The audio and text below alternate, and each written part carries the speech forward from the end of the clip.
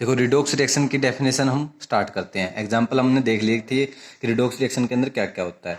तो डेफिनेशन देखो क्या कहती है, the reaction in which one reactant get oxidize and other reduce is the redox reaction. यानी कि एक रिएक्टेंट तो क्या हो जाए, ऑक्सीडाइज हो जाए, और दूसरा क्या हो जाए, रिड्यूस हो जाए, वो आपकी क्या कहलाती है, रिडोक्स रिएक्शन। एग्जाम्पल देखते हैं, ZnO प्लस C किस में कन्वर्ट हो जाता है, Zn प्लस CO। यानी यहाँ पे कार्बन है ना, कार्बन के साथ क्या अटैच हो गई हमारी यहाँ पे ऑक्सीजन, तो इसका कार्बन का क्या हो गया, ऑक्सीडाइज हो गया। ठीक है, ZnO is reduce in Zn, और Zn का क्या हो गया यहाँ पे रिड्यूस, क्योंकि ZnO से O के ऑक्सीजन क्या हो गया, रिमूव, तो यहाँ पे इसका क्या हो गया, रिड्यूस। तो ZnO is reduce in Zn, तो ये हमारी क्या कहलाती है, एक रिडोक्स रिएक्शन। यानी एक रिएक्टेंट तो क्या हो गया, रिड्यूस, और दूसरा कार्बन क्या हो गया यहाँ पे, ऑक्सीडाइज, तो आपकी क्या कहलाती है, रिडोक्स रिएक्शन। सेकंड एग्जांपल देखते हैं, जैसे MnO2 प्लस 4HCl। यहाँ पे अगर Mn से ऑक्सीजन क्या हो जाए, रिमूव हो जाए, तो Mn का क्या होगा यहाँ पे, रिडक्शन। तो यहाँ पे MnO2 किसके साथ अटैच हो गई, Cl2 के साथ, तो MnO2 क्या हो गई, रिड्यूस इन MnCl2। देखो वो HCl है, अगर हाइड्रोजन रिमूव हो जाता है तो उसका क्या कहते हैं हम, ऑक्सीडाइजेशन।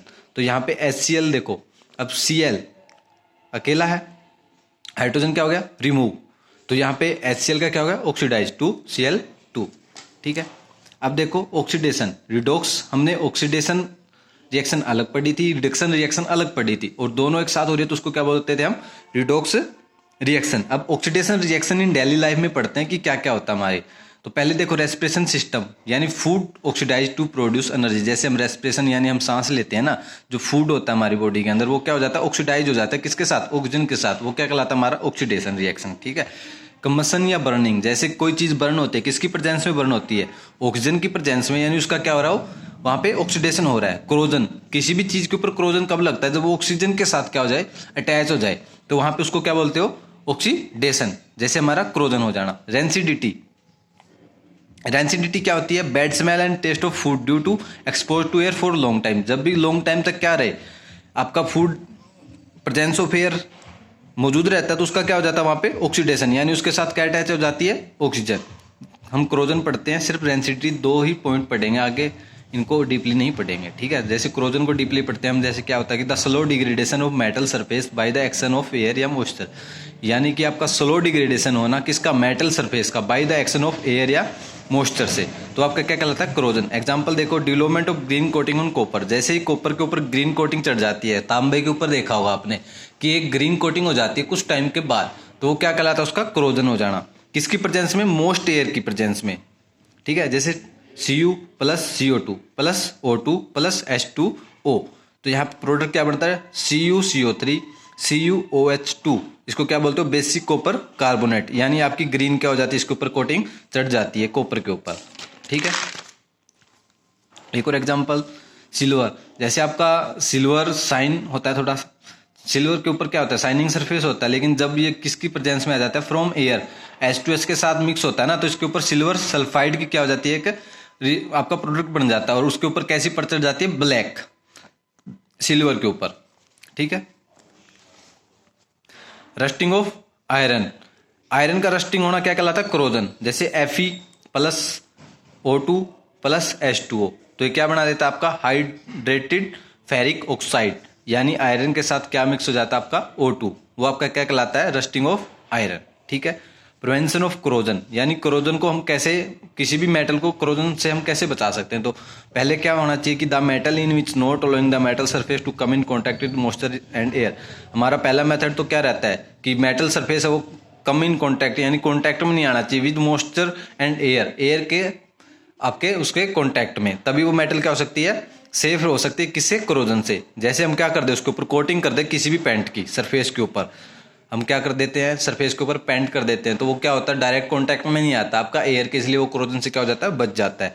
जैसे मूवेबल पार्ट होते हैं आपके, जैसे आपके बाइक के अंदर होते हैं पिस्टन होते हैं, आपके टायर होते हैं, गाड़ी के अंदर मूवेबल पार्ट होते हैं आपके, वहां पे क्या कर देना चाहिए, ऑयल या ग्रीस देना चाहिए, ताकि क्या हो, वो पार्ट भी आपके क्रोजन से बचे और लुब्रिकेशन उनका अच्छे से हो जाए। कोटिंग है नॉन क्रोजिव मेटल, या फिर आपका क्या करना चाहिए, जैसे कोई भी मेटल है ना जिसका क्रोजन जल्दी से होता हो, उसके ऊपर नॉन क्रोजिव मेटल की क्या चढ़ा दे, पर चढ़ा देते हैं। जैसे zinc coating on iron, iron के ऊपर जिंक की क्या चढ़ा दे, कोटिंग, तो वो क्या नहीं होगी, जल्दी से कोरोजन उसके ऊपर नहीं होगा। ये आपकी प्रोसेस क्या कहलाती है, galvanisation. Convert metal into alloy, या फिर क्या करो आप मेटल को अलॉय के अंदर चेंज कर दो, यानी दो मेटल को क्या कर दो, कंबाइन, तो आपका क्या कहलाता है, अलॉय। ठीक है, या फिर एल्यूमिनियम की परत डाल देना, उसको क्या बोला जाता है, एनोडाइजिंग। ठीक है ना, तो ये आपके क्या होते हैं, कोरोजन से बचाने के मेथड है सारे के सारे।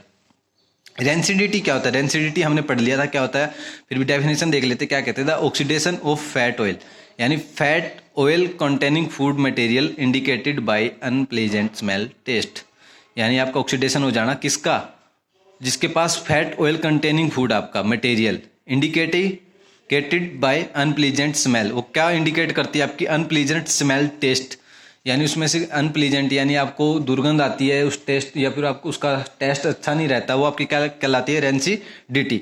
और रेंसिडिटी से किसी प्रोडक्ट को बचाने के लिए हम क्या करते हैं, प्रिवेंशन, तो from oxidation the food, storing the food material air tight container. जैसे देखो आपका जो भी ऑयली जो आपका फूड होता है ना, उसको क्या करना चाहिए, हमेशा मटेरियल, फूड मटेरियल होता है उसको एयर टाइट कंटेनर के अंदर हमेशा क्या करना चाहिए, स्टोरेज करना चाहिए, ताकि उसकी क्या ना हो, रेंसिडिटी ना हो, अवे फ्रॉम सनलाइट, और सनलाइट से क्या होना चाहिए, वो अवे।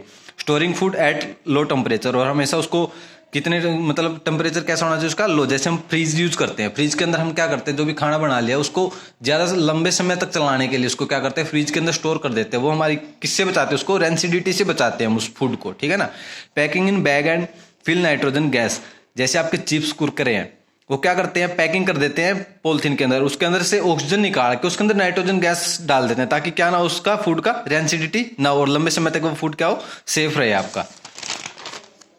ठीक है, अब देखो हम एक्सरसाइज करते हैं 10th आपके क्वेश्चन चैप्टर 1 के केमिकल इक्वेशन और रिएक्शन में जितने भी क्वेश्चन बनते हैं मेन वो देखते हैं। ठीक है ना, तो give an example of double displacement reaction. अब देखो एक तो डिस्प्लेसमेंट रिएक्शन थी आपकी, एक डबल डिस्प्लेसमेंट थी, यानी जहां पे क्या हो रहा था, इलेक्ट्रॉन का आयन का चेंज हो रहा था ना, वो आपकी डबल डिस्प्लेसमेंट रिएक्शन कहलाती थी। ठीक है ना, हमने पढ़ा था, आप इसमें से आंसर राइट डाउन कर सकते हो आपका। Identified the oxidize and reduce in reaction, इसमें से बताना है कि किसका ऑक्सीडेशन हुआ और किसका रिडक्शन हुआ, किसमें दोनों एक साथ हो रहे हैं। ठीक है, जैसे CuOH2, इसमें कॉपर के से क्या अलग हो गई, ऑक्सीजन अलग होगी, तो इसका क्या हुआ यहाँ पे, रिडक्शन, और H2 के साथ ऑक्सीजन क्या होगी, ऐड होगी, तो इसका क्या हुआ, ऑक्सीडाइजेशन। ठीक है ना, define exothermic and endothermic reaction, example की उनका एग्जांपल भी देना है, दोनों आपकी हीट टाइप थे दोनों के दोनों रिएक्शन। डीकम्पोजिशन रिएक्शन बतानी है क्या होती है, जहां पे क्या हो, एक रिएक्टेंट डीकम्पोज हो जाए, यानी 2 या मोर पार्ट में क्या हो जाए, डिवाइड हो जाए, वो आपके क्या कहलाते हैं, डीकम्पोजिशन रिएक्शन। एक्सप्लेन करना और एग्जाम्पल भी देने। ऑक्सीडेशन को डिफाइन करना है, रिडक्शन को डिफाइन करना, 3 पार्ट किए थे हमने, एक तो क्या, ऑक्सीजन का ऐड होना लॉस होना, हाइड्रोजन का ऐड होना लॉस होना, और एक आपका किस चीज का, इलेक्ट्रॉन का ऐड होना और लॉस होना। ठीक है ना, तो तीनों पार्ट इसमें शो करने हैं आपको। What do you mean by precipitation reaction, give example. तो आपको इसको क्या बताना है, इसके बारे में, रिएक्शन के बारे में बताना है क्या होता है। जैसे हमने पीछे पढ़ा था आपका कौन सा,